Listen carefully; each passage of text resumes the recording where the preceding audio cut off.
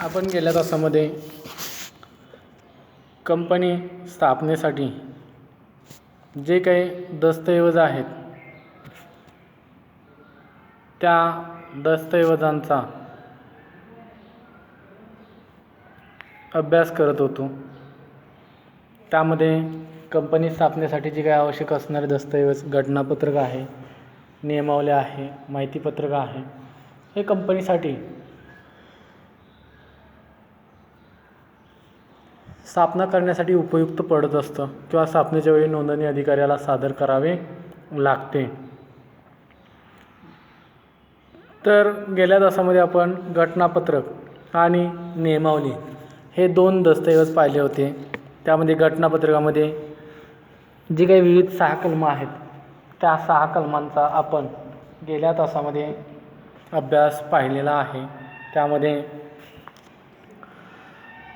कंपनीचे जे घटनापत्रक आहे त्यामध्ये नाव कलम, त्यामध्ये कंपनीचं नाव निश्चित केलेलं असतं, म्हणजे पूर्वी अस्तित्वात असलेल्या कंपनीचं नाव ठेवता येत नाहीत किंवा कायद्याने जो काही असा एखादा शब्द आहे तो कायद्याने गुन्हा असेल असं कोणतंही नाव घटनापत्रकामध्ये म्हणजे कंपनीचं नाव ठेवता येत नाही। नंतर स्थळ कलमामध्ये कंपनीचा ठिकाण वगैरे लिहिलेलं असतं। कशासाठी? तर कंपनी संपर्क साधायचा असेल तर त्या पत्त्यावरती संपर्क साधता येऊ शकतो। नंतर उद्देश कलमामध्ये कंपनीचा जो काही उद्देश आहे तो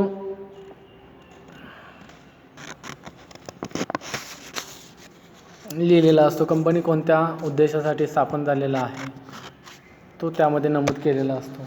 नंतर जबाबदारी कलमामध्ये कंपनीची जबाबदारी निश्चित केलेली असते, म्हणजे कंपनीमध्ये जे काही कर्ज रोखेधारक असतील, भागधारक असतील, इतर व्यक्ती असतील त्या व्यक्तींच्या जबाबदाऱ्या निश्चित केलेल्या असतात। नंतर भांडवल कलमामध्ये कंपनीचं जे काही नोंदणीकृत भांडवल आहे, अधिकृत भांडवल आहे ते नमूद केलेलं असतं। आणि संघटन कलमामध्ये कंपनीची जी काही संघटन रचना आहे ही केली जाते। तर हा भाग आपण गेल्या तासामध्ये पाहिला होता। त्यामध्ये आपल्याला या तासामध्ये गेल्या तासामध्ये आपण नियमावली मधील जो काही तपशील आहे किंवा नियमावली कशाला म्हणायचं हा भाग पाहिला होता। म्हणजे कंपनी चालवण्यासंबंधित जे काही अंतर्गत नियम आहेत त्याला नियमावली असं म्हटलं जातं। म्हणजे कंपनी जे काही अंतर्गत रचना आहे, कंपनी कशी चालत असते यासंबंधी किंवा कशा पद्धतीने चालवायची यासंबंधीचं जे काही नियम केलेलं असतं त्याला नियमावली असं म्हटलं जातं। मग त्यामध्ये संचालक मंडळाचे जे काही अधिकार असतील, जबाबदाऱ्या असतील, कर्तव्य असतील, हे सगळं सभासदांसंबंधी जी काही माहिती आहे किंवा नियम आहेत यासंबंधी सर्व माहिती त्याच्यामध्ये नमूद केलेली असते। मग आता त्यामध्ये आपण हे पण पाहिलं होतं की नियमावलीतील जो काही तपशील आहे त्यामध्ये भाग भांडवल यासंबंधी माहिती लिहिलेली असते की कोणतं भाग आहे, त्याचं विभाजन कसं केलेलं आहे, कोणत्या प्रकारचे भाग आहेत आणि किती किमतीला विकायचे आहेत किंवा किती त्याची दर्शनी मूल्य आहे यासंबंधी माहिती नियमावलीमध्ये लिहिलेली असते। नंतर भागधारकाचे अधिकार असतील, भाग वाटप, भाग हप्ता मागणी, भाग जप्ती, भागाचे हस्तांतर, नियम व कार्यपद्धती, कंपनीचा धारणा अधिकार, भाग भांडवलात वाढ करणे, कमी करणे या बाबी सर्व बाबी नमूद केलेल्या असतात। नंतर सभेची सूचना, मतदानाचे हक्क, प्रतिनिधी, मतदान, गणसंख्या, नंतर भाग साठ्यात रूपांतर करणे, कर्जा व भांडवल उभे करणे किंवा कंपनीचं विसर्जन किंवा नुकसान भरपाई यासंबंधी सर्व ज्या काही नियम अटी असतील त्यामध्ये नमूद केलेल्या असतात। हा भाग आपण गेल्या तासामध्ये पाहिला होता। या तासामध्ये खाजगी कंपनीच्या नियमावलीत खालील जे काही प्रतिबंध घातलेले आहेत ते म्हणजे जास्तीत जास्त सभासद संख्या नियमावलीमध्ये नमूद केलेली असते 200। नंतर भाग हस्तांतरणावर निर्बंध, म्हणजे खाजगी कंपनीचे भाग हस्तांतर करता येत नाहीत। नंतर भाग कर्जरोखे अथवा कोणत्याही प्रकारच्या प्रतिभूती यांच्यावर सार्वजनिकरित्या विक्रीवर निर्बंध घालण्यात आलेले आहेत। तर हे सार्वजनिक कंपनीच्या बाबतीत जी काही नियमावली आहे ती अशा पद्धतीने असते. जर या नियमावलीत बदल करायचा असेल तर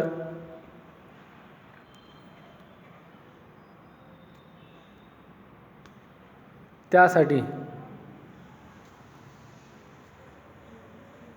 सभासदांच्या सभेमध्ये विशेष ठराव संमत करून बदल करता येऊ शकतो. मग त्यामध्ये नवीन नियमावलीचा अथवा कायद्याचा अंगीकार करणे असेल, जे काही नवीन नियम असतील किंवा कायदे असतील ते अंमलात आणणे, नियमावलीत काही मजकूर काढून टाकायचा असेल तर काढून टाकता येऊ शकतो किंवा नियमावलीत काही मजकूर समाविष्ट करायचा असेल तरी समाविष्ट करता येऊ शकतो. नंतर नियमावलीतील नियमांसाठी जो काही पर्यायी नियम समाविष्ट करणे, नंतर नियमावलीत दुरुस्ती करणे, म्हणजे नियमावलीमध्ये दुरुस्ती करता येऊ शकते पण त्यासाठी सभासदांच्या सभेमध्ये विशेष ठराव संमत करावा लागतो.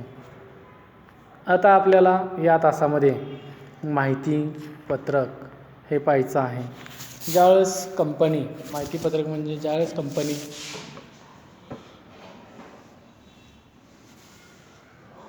जनतेला भाग भांडवल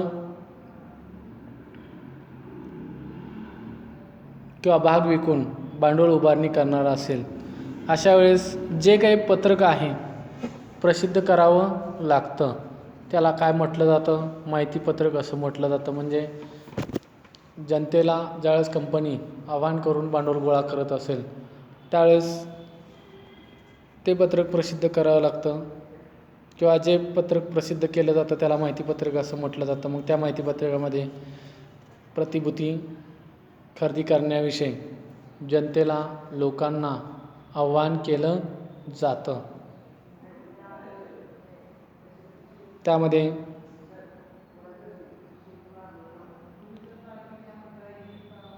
भागांची जी काही दर्शनी मूल्य आहे, किती भाग विक्रीला काढलेले आहेत यासंबंधी माहिती त्याच्यामध्ये नमूद केलेली असते.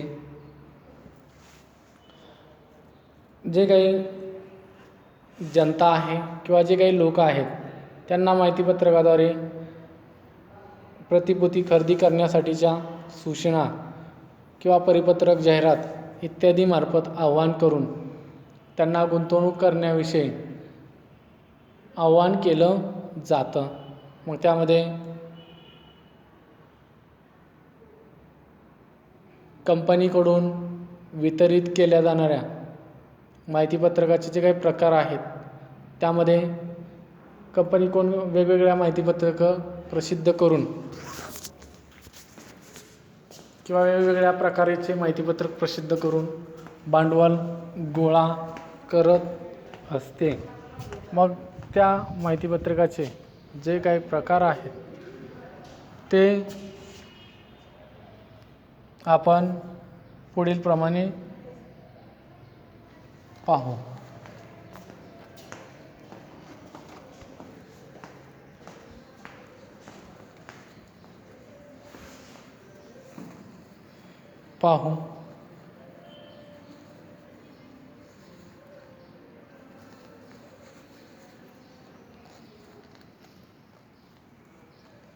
त्यामध्ये पहिला प्रकार आहे संक्षिप्त माहिती पत्रक.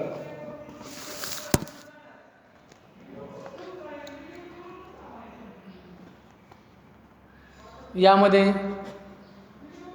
संक्षिप्त माहितीपत्रकामध्ये जी काही सुरुवातीचे भाग विक्री आहे, कर्ज रोखे विक्री करताना किंवा माहितीपत्रकात ज्या काही गोष्टी आहेत, बाबी आहेत त्या ठळकपणे नमूद केलेल्या असतात. म्हणजे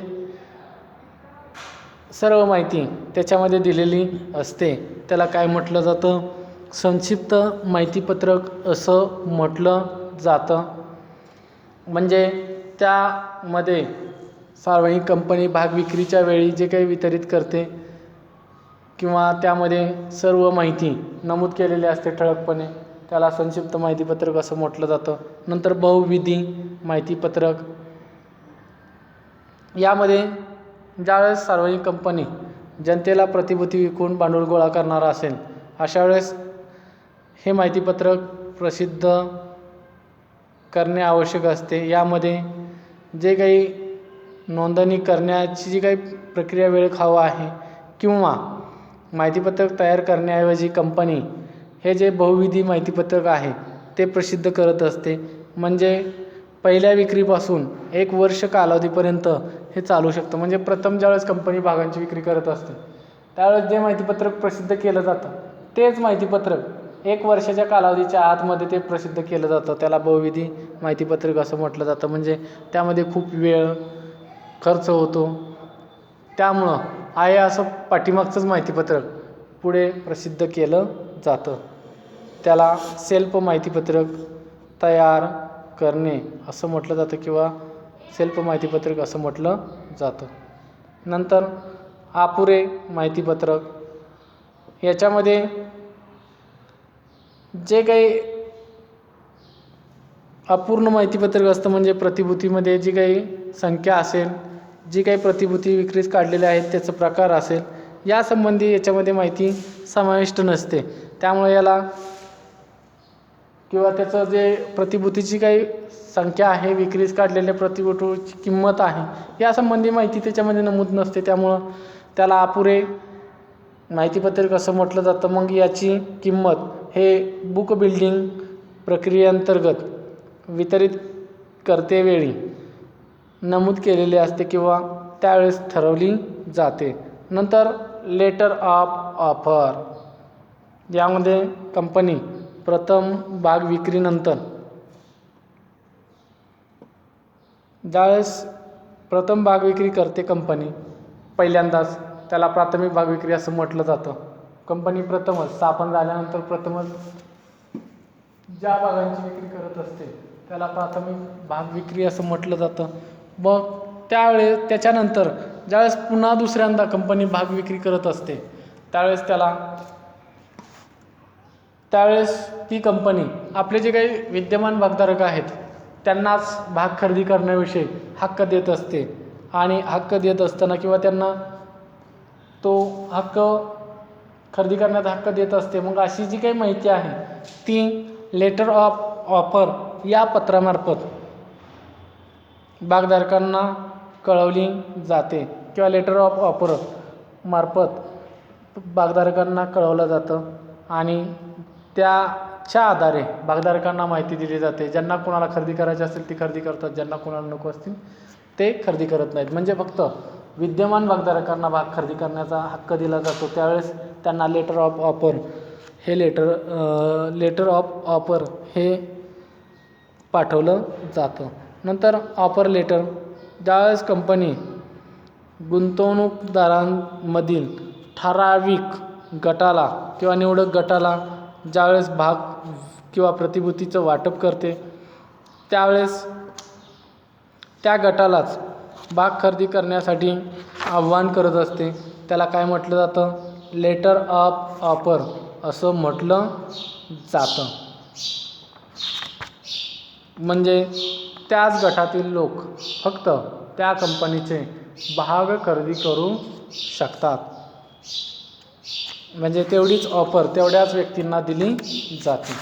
तर अशा पद्धतीनं माहितीपत्रक आणि माहितीपत्रकाचे जे काही प्रकार आहेत हा भाग आपण इथं पाहिलेला आहे.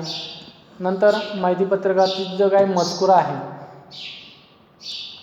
तो मजकूर, त्याच्यामध्ये पहिलं माहिती आणि अहवाल, यामध्ये कंपनीचं नाव असेल, माहितीपत्रकामध्ये नोंदणीकृत कार्यालयाचा पत्ता असेल, ईमेल असेल किंवा ते स्वरूप असेल, वाटप केलेल्या प्रतिभूतींची संख्या असेल, किंमत असेल, एवढी माहिती त्याच्यामध्ये नमूद केलेली असते. भागबाजाराचं नाव असेल, म्हणजे इत्यादी माहिती त्याच्यामध्ये नमूद केलेली असते आणि त्याच्या आधारे भागधारकांना भाग खरेदी करण्यासाठी ही माहिती दिल्यानंतर त्यांना जी काही त्यांच्या इच्छेप्रमाणे ते भाग खरेदी करू शकतील.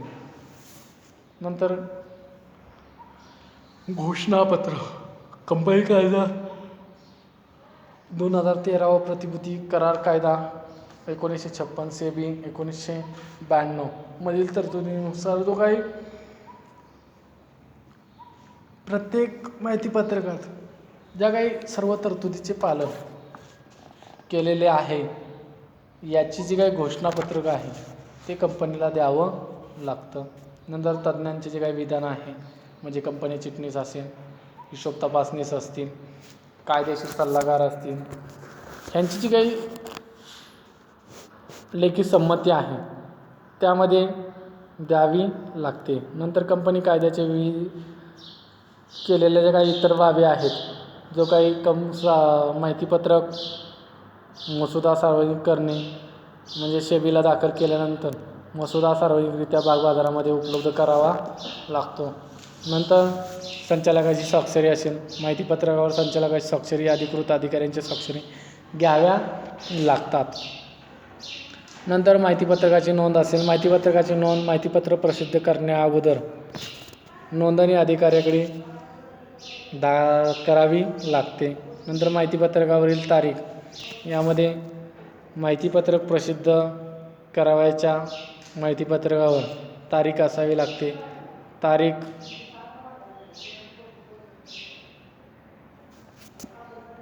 ही माहितीपत्र प्रसिद्धीची तारीख समजली जाते. माहितीपत्रकाचे सार्वजनिक वाटप, यामध्ये नोंदणी अधिकाऱ्याकडे दाखल केल्यानंतर 90 दिवसाच्या आत जनतेसाठी प्रसिद्ध केले पाहिजे. म्हणजे नोंदणी अधिकाऱ्याकडे दाखल केल्यानंतर किंवा त्याची नोंद केल्यानंतर ते 90 दिवसाच्या आत जनतेला प्रसिद्ध करावं लागतं. जर वरील तरतुदीचं पालन न केल्यास कंपनीला जो काही 50,000 रुपयेपासून ते 3 लाख रुपयापर्यंत दंड आकारला जाऊ शकतो. म्हणजे जे काही कायदेशीर बाबीचं पालन आहे ते करावं लागतं. नंतर आपल्याला याच्यामध्ये फरक दिलेला आहे, घटनापत्रक आणि नियमावली. सोपा फरक आहे. घटनापत्रकाचा अर्थ आपल्याला काय सांगता येईल बघा, काय सांगता येईल? असा दस्तऐवज की ज्यामध्ये कंपनीची ध्येय आणि उद्दिष्ट नमूद केलेली असतात. बरोबर आहे. घटनापत्रकामध्ये कंपनीची ध्येय उद्दिष्ट नमूद केलेले असतात, त्याला काय म्हटलं जातं? घटनापत्रक असं म्हटलं जातं. आणि नियमावली, कंपनीच्या अंतर्गत व्यवस्थापनासंबंधीचे काही नियम असतील, तरतुदी असतील, त्या नमूद केलेल्या असतात, त्याला नियमावली असं म्हटलं जातं.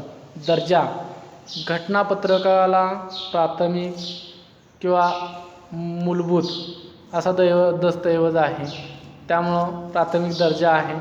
आणि नियमावलीला दुय्यम स्वरूपाचा किंवा घटनापत्रकास पूरक असा दस्तऐवज आहे.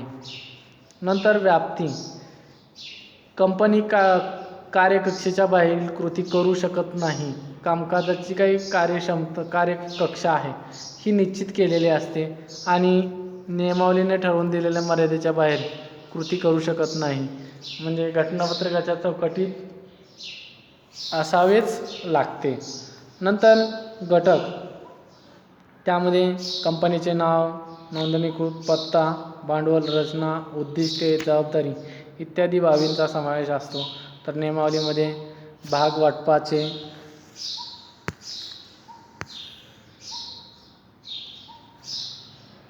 वाटपासंबंधीचे काही नियम असतील, संचालक असतील, अंकेक्षक असतील, अधिकारी असतील, यांचे अधिकार, जबाबदारी, विसर्जनाची प्रक्रिया इत्यादी बाबींचा समावेश केलेला असतो. कंपनीशी नाते, कंपनी व बाहेरील जग यांचे संबंध निश्चित होतात आणि नियमावलीद्वारे कंपनी व सभासद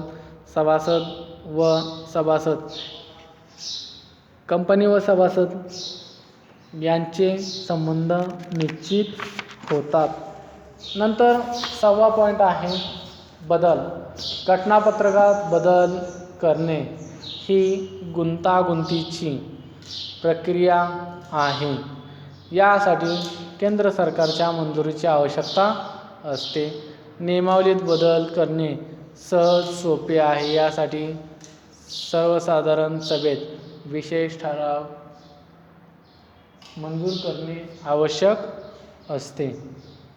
तर अशा पद्धतीनं आपण या तासामध्ये घटनापत्रक नियमावली हा फरक पाहिलेला आहे.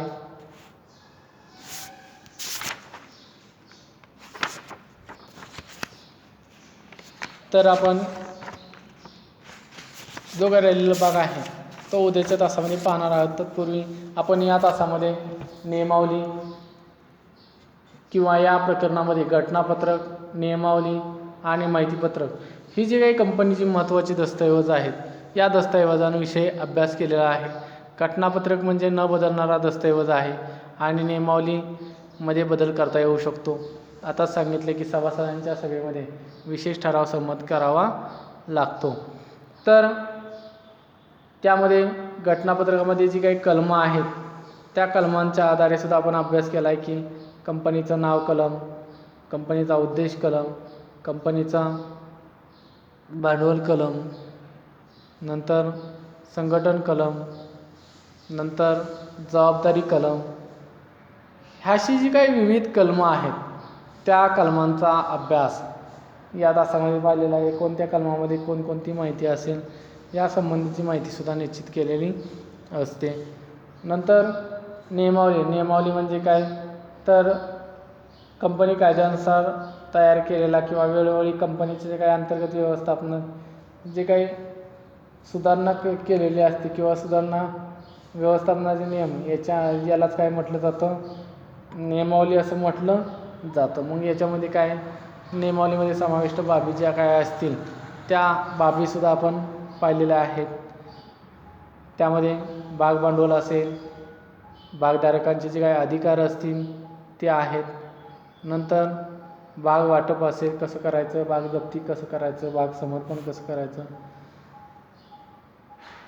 या संबंधी कार्यपद्धती असते. नंतर भागाचा हस्तांतर नियम, कार्यपद्धती या संबंधी माहिती असते. नंतर कंपनीचा धारणाधिकार असेल, नंतर भाग भांडवलात वाढ करणे, कमी करणे, बदल करणे, नंतर व्यवस्थापक व अधिकारी यांची नियुक्ती करणे, नंतर वेतन, अधिकारी, कर्तव्य म्हणजे व्यवस्थापक जे आहेत त्या व्यवस्थापकांना जे काही अधिकारी असतील त्यांची नियुक्ती करणं, त्यांना वेतन देणं, त्यांचे अधिकार का आहेत, त्यांचे कर्तव्य का आहेत इत्यादी विषयी माहिती त्याच्यामध्ये नमूद केलेली असते.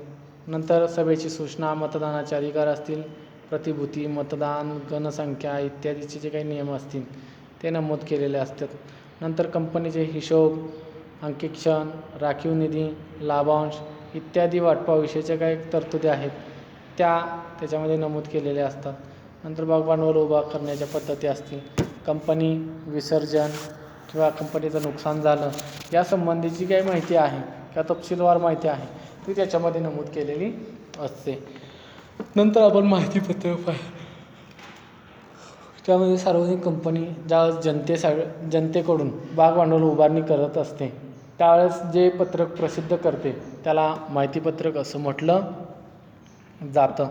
मग त्यामध्ये माहितीपत्रकामध्ये भाग विक्री संबंधी किंवा भाग कोणत्या प्रकारचे आहेत, किती भागांची विक्री केली, केवढ्याला भाग आहे, त्याची किंमत यासंबंधी सर्व माहिती त्याच्यामध्ये नमूद केलेली असते.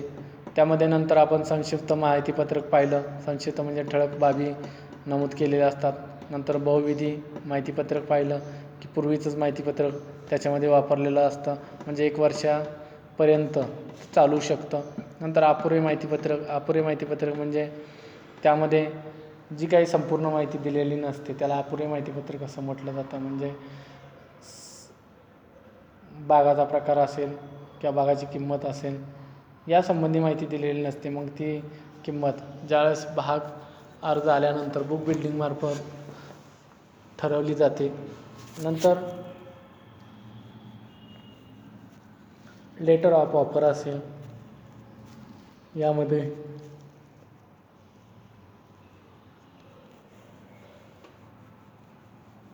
विद्यमान भागधारकांना जे भाग वाटप करायचं असेल नंतर ते भाग खरेदी करण्याचा जो काय अधिकार दिलेला असतो त्याला हक्क भाग असं म्हटलं जातं. मग ते हक्क भाग खरेदी करण्याविषयी सभासदांना लेटर ऑफ ऑफर पाठवलं जातं. नंतर ऑफर लेटर असेल, म्हणजे यासंबंधी सर्व माहिती आपण या तासामध्ये पाहिलेली आहे. राहिलेला भाग आपण उद्याच्या तासामध्ये पाहणार आहोत. ठीक आहे, आजच्या तासामध्ये आपण इथंच थांबत आहोत.